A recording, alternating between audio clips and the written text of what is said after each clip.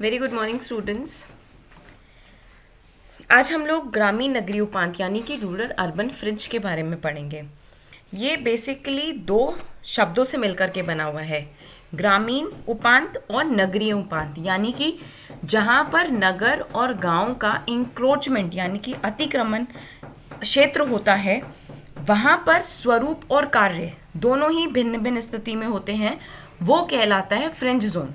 आप देखोगे urban area की एक्टिविटीज़ अलग है, रूरल एरिया की एक्टिविटीज़ अलग है। ग्रामीण और शहरों में दोनों में जो स्वरूप है, चाहे वो फिजिकली अगर हम लोग देखें, और दोनों का जो कार्य है, मतलब वो किस तरीके से उनकी फंक्शनल कंडीशन है, वो दोनों डिफरेंट होती है। उन दोनों के बीच का, यानी कि जहाँ पर ये दोनों एक दूसरे से टकराव की स्थिति में आ जाते हैं, वो कहलाता है, वो जो एरिया होता है बेसिकली रूरल अर्बन फ्रिंज होता है। इसको मैं आप लोगों को इसके थ्रू दिखाती हूँ। देखो, ये एक सिटी जोन है, अर्बन एरिया है, ये विलेज है जो कि एक ग्रामीण क्षेत्र है। यहाँ पर जो भी एक्टिविटीज़ होती है अलग होती हैं, यहाँ की एक्टिविटीज़ अलग होती हैं। अब ये एक ऐसा फ्रिंज जोन है जहाँ पर कुछ एक्टिविटीज़ सिटी की भी होती है और कुछ एक्टिविटीज़ होती हैं जो कि विलेज की भी होती है। जो ये वाला जोन होता है वो कहलाता है फ्रिंज जोन। तो अगर हम लोग देखेंगे तो ये इन दोनों के क्षेत्र का अतिक्रमण क्षेत्र आ जाता है, जिसे हम लोग फ्रिंज के नाम से जानते हैं। और रूरल अर्बन फ्रिंज क्यों कहते हैं? क्योंकि एक अर्बन एरिया और ये रूरल एरिया के बीच वाला जोन आ जाता है। अब हम इसकी डेफिनेशन देखते हैं। It is a zone frontier discontinuity between city country in which rural urban land use are intermixed. यहाँ पे रूरल अर्बन जो लैंड यूज़ है, मतलब मैंने आप लोगों को बताया यहाँ पे दोनों तरीके की एक्टिविटीज़ होती हैं।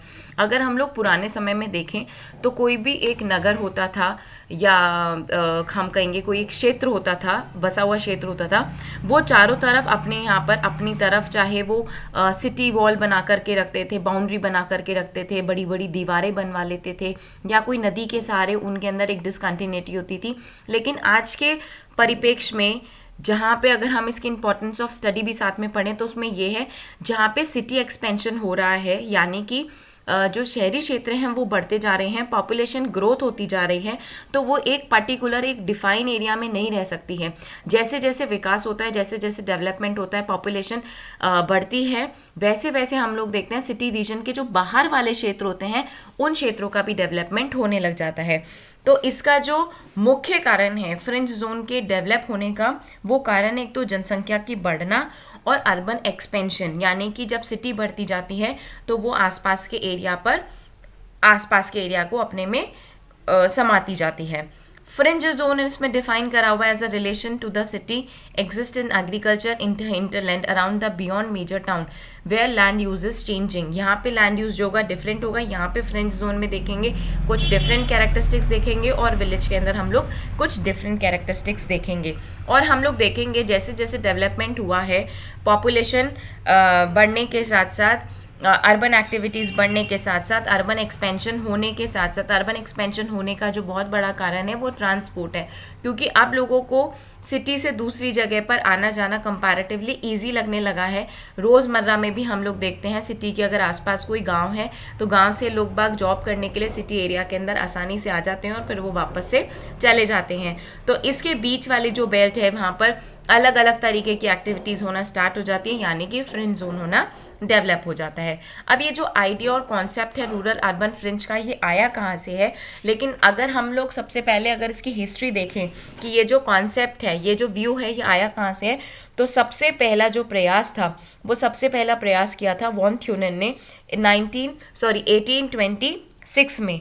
उन्होंने सकेंद्रीय वलयाकार भूमि उपयोग पेटियों के रूप के अंदर बता दिया था कि जो मेजर बेल्ट है वहाँ पे इस तरीके का काम होगा, जो जैसे जैसे उसमें रिंग्स बना दी थी पर्टिकुलर एक लैंड यूज़ के अंदर। तो सबसे पहले हम लोग ये जो कॉन्सेप्ट है वो मानते हैं वॉन थ्यूनेन ने किया था अपने एग्रीकल्चर के कॉन्सेप्ट को बताने के लिए।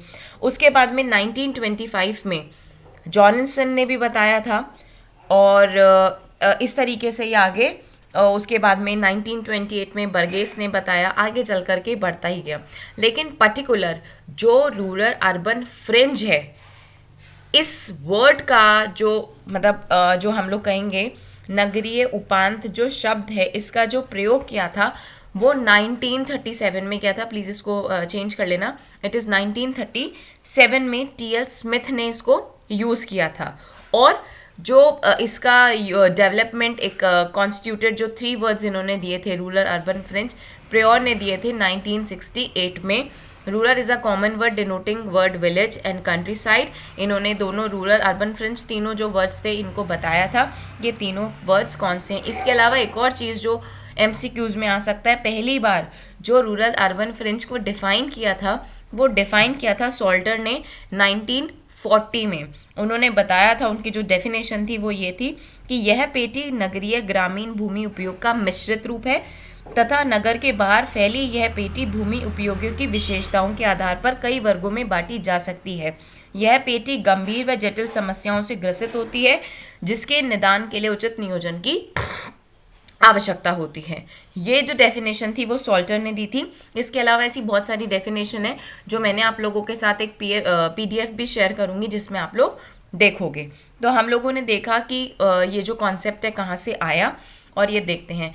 इसके बाद हम लोग बात करते हैं टाइप ऑफ फ्रेंच की। तो अगर हम टाइप ऑफ फ्रेंच की बात करें तो हम लोगों ने 2 तरीके की उपांत होते हैं। इसमें प्राइमरी फ्रेंच और सेकेंडरी फ्रेंच। प्राइमरी फ्रेंच जो होती है, ये प्राइमरी फ्रेंच वो वाला एरिया होता है जो कोर के बिल्कुल पास वाला रीजन होता है जहाँ पे नगरीय सुविधाओं का विस्तार बहुत ज़्यादा होता है और यहाँ पे नगर के आसपास वाला जो जोन होता है उसे प्राइमरी अर्बन फ्रेंच बोलते हैं। इस पेटी को, प्राइमरी अर्बन फ्रेंच को बहुत सारे विद्वानों ने अलग अलग नामों से बोला है, जैसे कि रीमन ने इसको बाह्य भूभाग आउटलेइंग एग्जेक्ट जोन बताया है।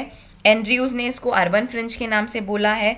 मायर्स और बीगले ने इसे वास्तविक उपांत बोला है और वाइटलैंड ने इसे भीतरी उपांत यानी कि इनर फ्रेंच बेल्ट, इनर और आउटर फ्रेंच बेल्ट भी इसको बोलते हैं। इनर फ्रेंच बेल्ट जो कि नगर के आसपास लगी होगी, आउटर फ्रेंच बेल्ट जो कि नगर से थोड़ा सा दूर लगी भी होगी।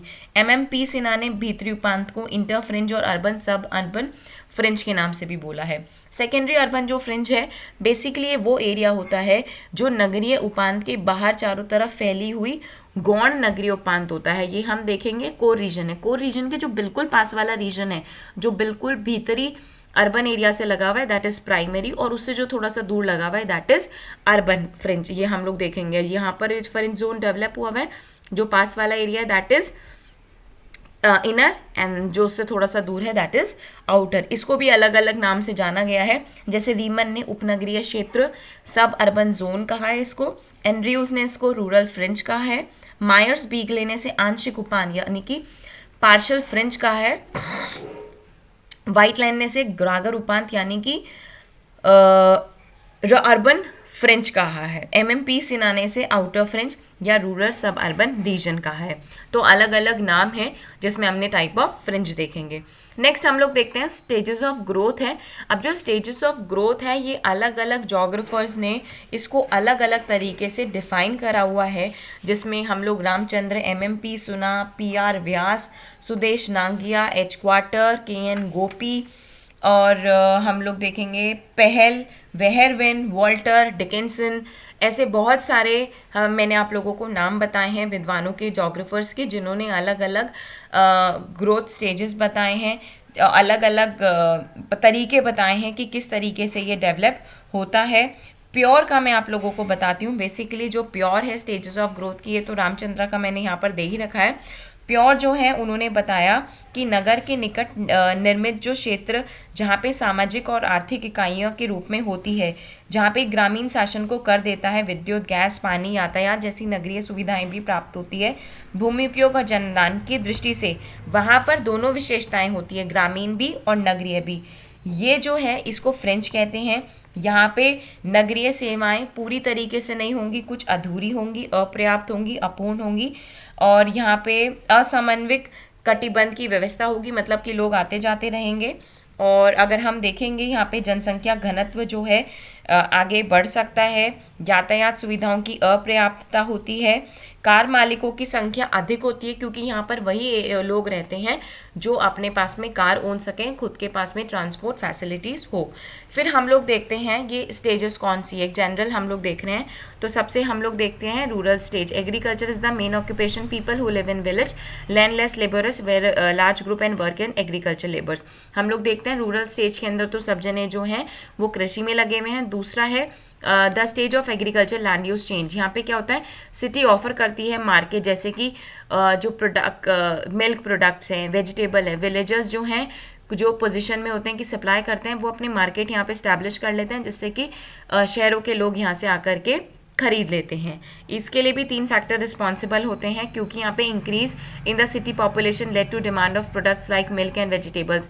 क्योंकि हम लोग देखते हैं जो सिटी रीजन होता है, वहाँ पे सिटी रीजन में इतनी ज़्यादा जनसंख्या के भरण पोषण के लिए जो दूध है, वेजिटेबल है, वो आसपास के एरिया से मंगाई जाती है। तो जो आसपास एरिया होता है, कई बार गांव बहुत ज़्यादा दूर होते हैं, तो बीच में फ्रिंज सेक्टर्स डेवलप हो जाते हैं। Improvement in transportation facilities as the result village become more accessible than before. पहले ट्रांसपोर्ट फैसिलिटीज़ नहीं होती थी, अब यहाँ पे जब ट्रांसपोर्ट फैसिलिटीज़ डेवलप हो जाती है, तो जहाँ से लोग गांव से लोग आना पसंद नहीं करते थे, अब यहाँ पर गांव से लोग आना पसंद करने लग जाते हैं, वहाँ से फैसिलिटीज़ लेना पसंद कर जाते हैं।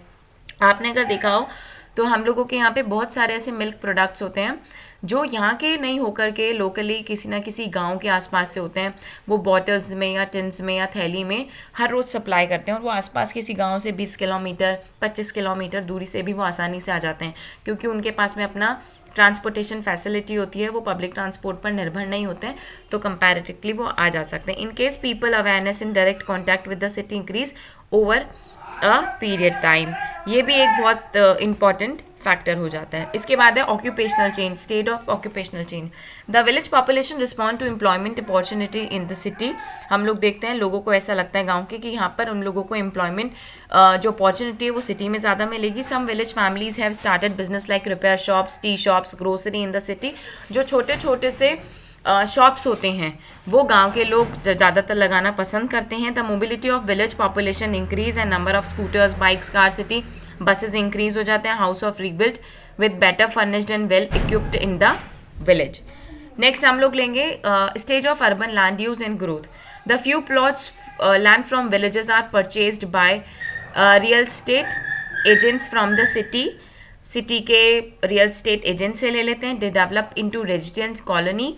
ये देखो क्या होता है बेसिकली, अगर हमने इन जनरल भी देखा हुआ हो तो एक सिटी रीजन है, सिटी रीजन के आसपास यहाँ पे बहुत सारी हम लोग बहुत सारे एडवर्टीजमेंट देखते हैं, सुनते हैं कि कोई ग्रुप इंडस्ट्रीज़ हैं किसी तरीके की, वो अपने रेजिडेंशियल कॉलोनी, आवासीय कॉलोनी का निर्माण करती है।